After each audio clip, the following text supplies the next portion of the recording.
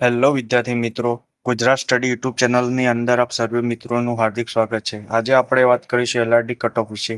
તમે સ્ક્રીન ઉપર જોઈ શકો છો, આ 2025ના ફાઇનલ કટ ઓફનું લિસ્ટ છે, જેમાં તમે જોઈ શકો. આજે આપણે વાત કરીશું અંદાજિત એલઆરડી કટ ઓફ 2026 શું રહી શકે છે.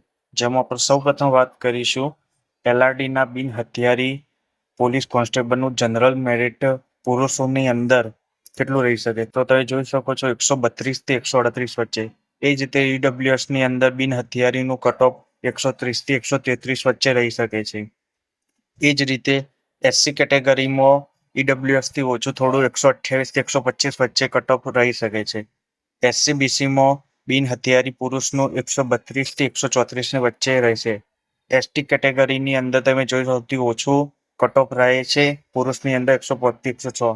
હવે આપણે વાત કરીશું મહિલાઓની અંદર, જેમાં જનરલ કેટેગરીનું મહિલાઓનું 115 થી 118 વચ્ચે રહેશે. ઈડબ્લ્યુએસ ની અંદર 100 થી 108 ની વચ્ચે રહેશે. એસસી કેટેગરીની અંદર 100 થી 102 ની વચ્ચે રહેશે. એસસી બીસીમાં 101 થી 109 ની વચ્ચે રહેશે. એસટી કેટેગરીમાં મહિલાઓમાં 80 થી 82 ની વચ્ચે રહેશે. હવે આપણે વાત કરીશું એક્સ સર્વિસમેનની, જેમાં જનરલ કટ ઓફ 110 રહેશે.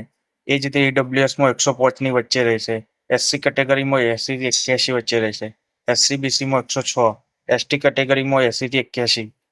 તમે જોઈ શકો ગુજરાત સ્ટડી ચેનલને તમે લાઈક, સબસ્ક્રાઇબ અને કોમેન્ટ જરૂર જ જણાવજો. હવે આપણે નેક્સ્ટ વાત કરીશું પોલીસ કોન્સ્ટેબલની અંદર હથિયારીનું કટ ઓફ કેટલું રહી શકે છે, જેની અંદર તમે જોઈ શકો છો. સૌપ્રથમ આપણે વાત કરીશું જનરલ કેટેગરીની અંદર હથિયારી પોલીસ કોન્સ્ટેબલનું પુરુષનું કટ ઓફ અંદાજિત કેટલું રહેવાની શક્યતા રહેલી છે. આ એક અંદાજિત છે. આનાથી +2 માઇનસ તમે વિદ્યાર્થી મિત્રો ચાલીને વધજો.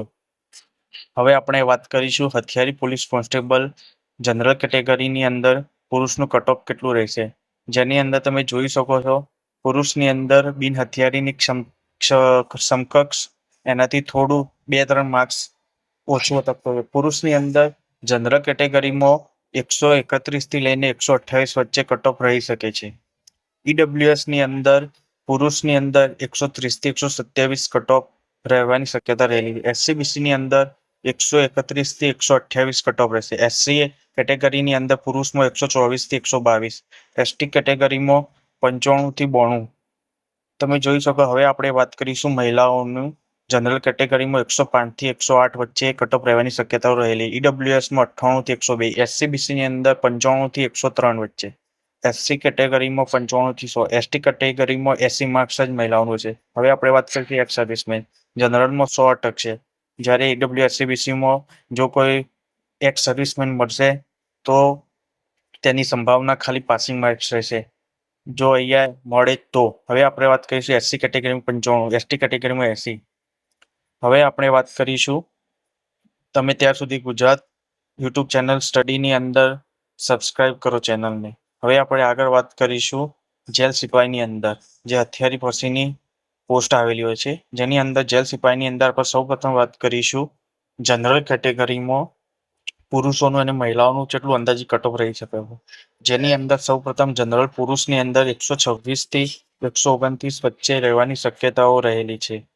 એ જ રીતે આપણે વાત કરીશું ઈડબ્લ્યુએસ ની અંદર પુરુષોની અંદર કેટલું કટ ઓફ રહેશે, 125 થી 128 વચ્ચે રહેશે.